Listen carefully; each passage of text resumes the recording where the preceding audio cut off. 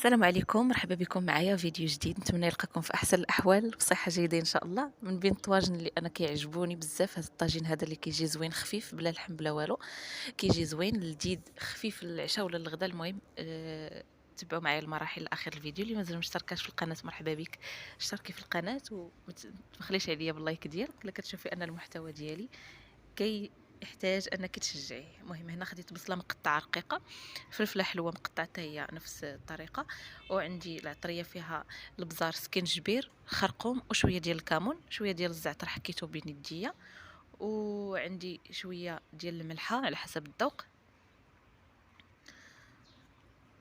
عندي هنا شويه ديال الحوت بقى عندي. نتوما الا ما متوفرش عندكم ديروا اللي كاين. المهم بيتو ديروا حتى بلا لحم راه كيجي زوين بزاف.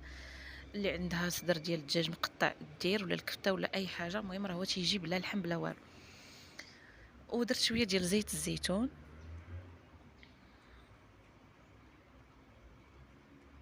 غادي نديرو على البوطه تيتشحر على بوطه مهيله، ما غنديرو لا ما لا والو.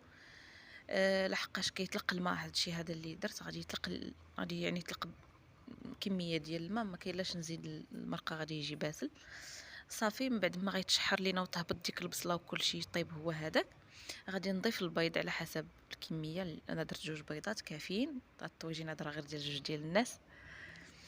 وهذه هي النتيجه النهائيه. شويه ديال الملحه من الفوق والكمون كيجي رائع، ودرته مع الفريت. نتمنى انكم تجربوه. نتلاقاو فيديو جديد ان شاء الله. بسلامة.